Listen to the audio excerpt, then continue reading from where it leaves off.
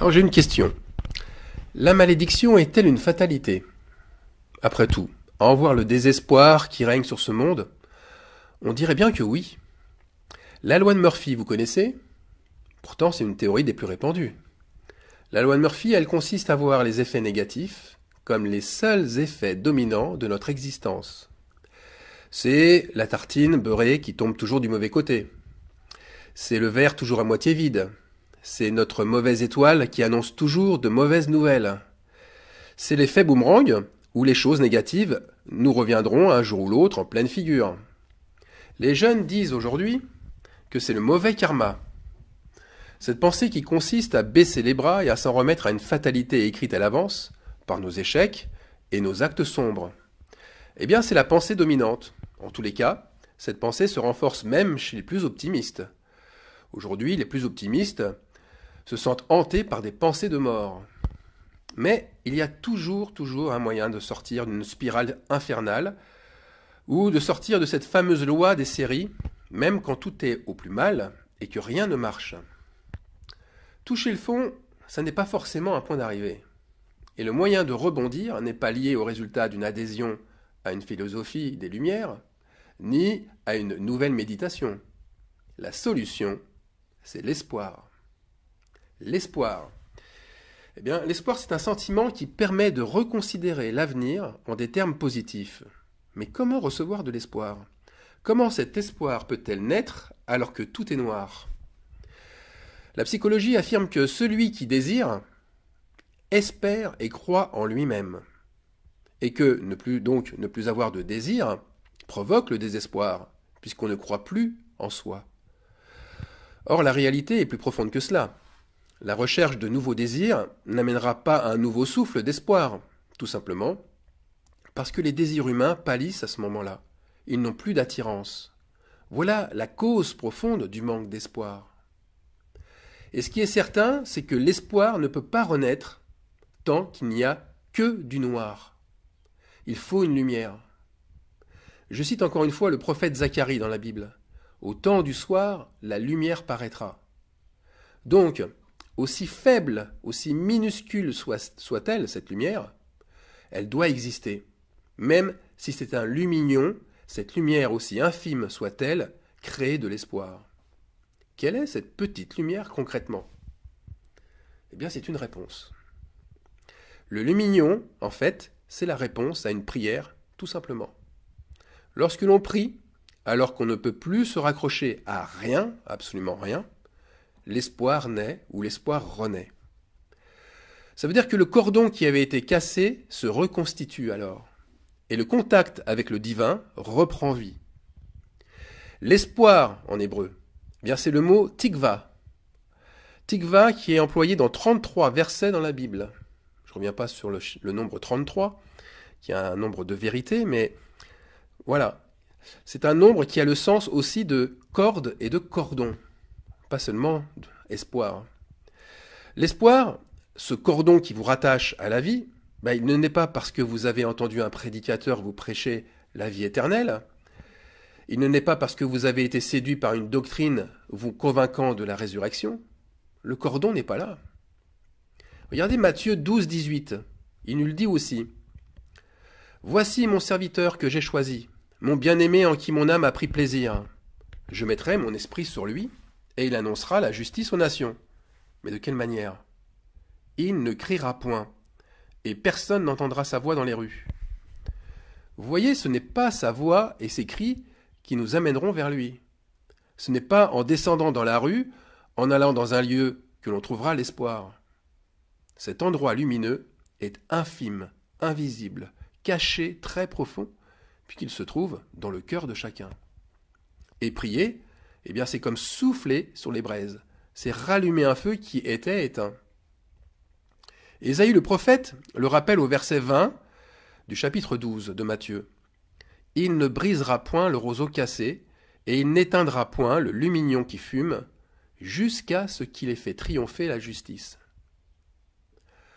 Alors pour illustrer tout cela, je voudrais vous relater l'anecdote suivante. Je suis tombé cette semaine sur une vidéo concernant les encouragements d'un rabbin, un rabbin, pour ses fidèles.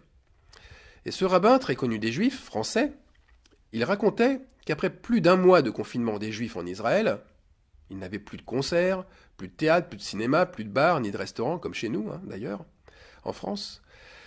Et ce rabbin disait, comme si cela n'était pas suffisant, ils n'ont plus de plage, plus de mer. Il y a eu une marée noire et des centaines de tonnes de bitume ont pollué tout le littoral d'Israël. C'est plus de 170 km de côte du nord du Liban jusqu'au sud de la bande de Gaza. Eh bien, ce rabbin disait qu'il n'y a plus rien pour se distraire et que tout est verrouillé. Pourquoi ? Parce que c'est le moment de Hachem. Hachem, c'est le moment de Dieu. Le seul et unique espoir doit venir de Hachem, de Dieu. C'est Hachem, Dieu, qui fait triompher la justice. Parce que tant qu'il y a de la vie, il y a de l'espoir. Donc tant qu'il y a une lumière, il y a de l'espoir. Alors l'espoir, c'est un sentiment fort qui naît, mais à un moment T. Il est très lié à la conjoncture. À ce moment précis, c'est une lumière qui brille, comme une vision vers l'avenir. Et quelle est cette vision ? Eh bien, cette vision, c'est un peu comme si, en plein hiver, se présente devant vous, là, un arbre en fleurs. C'est l'espoir d'un renouveau. Mais il y a une seconde étape, qui est bien différente. Une seconde étape qui s'appelle l'espérance. L'espérance, au premier abord, est bien mystérieuse. Il y a comme un secret qui demande à être révélé. Tout d'abord, l'espérance s'inscrit bien sûr dans le prolongement de l'espoir. Mais cette étape est plus profonde et plus constante que l'espoir, puisque la vision de l'arbre en fleurs a disparu à ce moment-là. Qu'est-ce qui se passe ? Eh bien, l'arbre qui est en fleurs, c'est vous. Cette fois-ci, c'est vous. Nous n'avons plus affaire à un sentiment, mais à une condition, un état d'âme. Je dirais même plus, un état de l'âme. Et dans le concret, eh bien, vous êtes toujours tourné vers l'avenir, mais avec une solide confiance dans les choses qui se sont construites en vous. Alors de quelle manière ces choses se sont-elles construites ? Eh bien, par deux choses, la foi et l'amour. C'est la foi et l'amour qui, ensemble, ont construit l'espérance. Pour garder l'image de l'arbre fleuri que vous êtes devenu, eh bien cet arbre a une certitude bien solide, une assurance ferme d'avoir des fruits, des bons fruits. Pourquoi ? Parce que ces fleurs, ce sont déjà des actes de foi et des actes d'amour répétés. Et même si on ne voit pas encore les fruits, vous savez, par l'espérance, que votre arbre produira de bons fruits. Vous avez l'espérance d'une bonne récolte le moment venu. C'est pourquoi ces trois vertus ne font qu'un. L'arbre, les fleurs et les fruits sont indissociables, tout comme le sont la foi, l'espérance et l'amour. Là, je recite 1 Corinthiens chapitre 13, verset 13. Maintenant donc, ces trois choses demeurent. La foi, l'espérance et la charité. Mais la plus grande de ces choses, c'est la charité.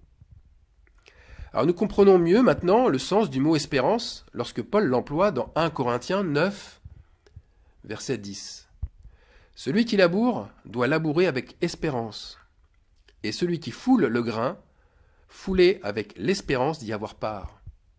Ici, il ne s'agit pas d'espoir, il ne s'agit pas d'espérer à la fin être du bon côté de la moisson, il s'agit d'avoir l'espérance qui est une évidence, parce que notre travail s'est fait dans la foi et dans l'amour. Toutes les épreuves, toutes les tempêtes ont été traversées avec foi et avec amour. Et le lien qui relie les trois, eh bien c'est bien sûr le sacrifice. On sacrifie et on est prêt à tout sacrifier. L'amour en premier est sacrificiel, mais la foi aussi. La foi n'admet pas la tiédeur. Quant à l'espérance, je dirais comme Paul, la mort est un gain pour elle. Notre espérance à ce niveau n'est pas le fruit d'un hasard, mais d'une construction. C'est un peu comme une maison qui est restée debout malgré les intempéries, parce qu'elle a été construite avec les bons matériaux. Maintenant, Paul donne une précision concernant l'espérance.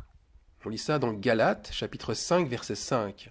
« Car pour nous, nous attendons par l'Esprit l'espérance d'être justifiés par la foi. » L'espérance, encore ici, n'est pas l'espoir. Paul n'attend pas que la justice de Dieu se fasse pour lui, dans le sens que peut-être qu'il l'a méritée. Il sait par la foi qu'elle est déjà. Elle est du verbe être, et elle est comme elle le sera. Donc il n'est pas là à espérer, comme le font ceux qui doutent, que la promesse de la justice divine leur soit acquise. L'espérance fait qu'il attend, Paul attend sereinement la manifestation de cette justice, qui est déjà en fait une réalité spirituelle. Car il sait, c'est-à-dire qu'il est sûr de cette réalisation, car c'est aussi sûr que c'est un fait aussi évident que les fruits sortiront après les fleurs, parce que c'est un arbre fruitier productif. Alors je connais des croyants découragés qui doutent complètement de cette espérance qu'a Paul. Ils gardent leur peur comme un secret. Et je les entends me dire, la peur au ventre, qu'au jour de la moisson, mais ils seront comme livrés, ils seront brûlés. Ils ont peur. Ils ont peur car ils ont perdu espoir, mais pour un temps seulement. Pourquoi leur espérance n'existerait-elle plus pour autant? Non, la prière qui donne espoir soufflera encore une fois sur leur braise et rallumera leur feu. Mais est-ce pour autant que tout ce qu'ils ont construit avec foi et amour s'est effondré et a disparu à jamais? Non, l'espoir, comme je le dis, l'espoir est de passage. Il est fragile. Il peut s'effriter avec les chagrins, avec les combats, avec les difficultés de la vie. Mais l'espoir n'est qu'un déclencheur. On peut être cloué par la maladie et la souffrance dans un lit d'hôpital et avoir perdu tout espoir d'en sortir, mais l'espérance peut encore là être bien vivante. C'est vrai que lorsque l'espoir nous quitte, alors nous sombrons dans le découragement et nous ne voyons plus cet arbre fleuri. Nous voyons à la place un arbre, mais dénudé de feuilles, un arbre nu. Mais un arbre nu est-il mort pour autant? Non. C'est ce que dit l'apôtre Paul dans sa deuxième lettre aux Corinthiens découragés. C'est 2 Corinthiens 1, verset 7. Notre espérance à votre égard est ferme, parce que nous savons que si vous avez part aux souffrances, vous avez part aussi à la consolation. Paul, voyant des Corinthiens s'éteindre par les souffrances qu'ils traversent, eh bien il garde néanmoins le même état d'âme pour eux. Malgré ce qu'endurent les Corinthiens, Paul ne les condamne pas. Son espérance à leur égard est ferme. Cela veut dire que cela ne change ni leurs fruits, ni la bonne récolte qui leur est destinée. Et l'esprit de consolation, qui est le Saint-Esprit, eh bien, possède cette fonction d'essuyer nos larmes en nous montrant non pas l'arbre nu de l'hiver, mais l'arbre du printemps, celui qui a fleuri et qui refleurira. Cet arbre productif dont les fruits abondent, eh bien, ils ont été formés, ces fruits, par le Saint-Esprit en nous. Paul prend exemple dès le verset suivant sur les conditions terribles qu'il a vécues lui-même en Asie. Lui-même. Tout espoir alors de continuer à vivre était anéanti à ce moment-là. Voilà ce que dit Paul. Nous avons été excessivement accablés, au-delà de nos forces, de telle sorte que nous désespérions même de conserver la vie. Paul avait perdu l'espoir de vivre. Mais avait-il perdu l'espérance? Absolument pas. Il dit « Nous regardions comme certains notre arrêt de mort, afin de ne pas placer notre confiance en nous-mêmes, mais de la placer en Dieu qui ressuscite les morts. » Paul avait gardé les yeux sur la récolte à venir. Et cela peut paraître au premier abord paradoxal, mais l'espoir de vivre s'amenuisant, eh bien son espérance s'est accrue d'autant plus. Son espérance était d'une telle abondance qu'il nomma Dieu le Dieu de l'espérance. On lit ça dans Romains 15, verset 13. Que le Dieu de l'espérance vous remplisse de toute joie et de toute paix dans la foi, pour que vous abondiez en espérance par la puissance du Saint-Esprit. Par l'espérance, eh bien, nous franchissons avec Christ le chemin de croix dans la joie et la paix. On va lire maintenant ce que dit Pierre dans 1 Pierre 4, 13. Réjouissez-vous au contraire de la part que vous avez aux souffrances de Christ, afin que vous soyez aussi dans la joie et dans l'allégresse lorsque sa gloire apparaîtra. Eh bien, notre regard à ce moment-là n'est plus sur nos souffrances. Nous ne prions plus pour que nos souffrances cessent. Elles sont nécessaires à notre espérance. Elles sont nécessaires puisqu'elles le nourrissent. Notre regard n'est plus aussi sur notre condition matérielle ou notre condition morale, mais sur notre condition spirituelle. Et notre condition spirituelle, c'est Christ et nous-mêmes. Pourquoi Christ et nous-mêmes? Parce que les fruits que nous portons sont ceux de Christ. Ce ne sont pas les nôtres. Voilà où se situe notre espérance. Et là, c'est ce qui est très important à retenir. C'est ce qui m'a été révélé, c'est que notre espérance, c'est notre corps céleste qui a pris une place plus importante que notre corps terrestre. Et c'est le mystère de Colossiens 1, 27, caché de tout temps et dans tous les âges, mais révélé maintenant à ses saints, à savoir Christ en vous, l'espérance de la gloire. Alors comment l'espérance peut-elle abonder en nous à ce point-là?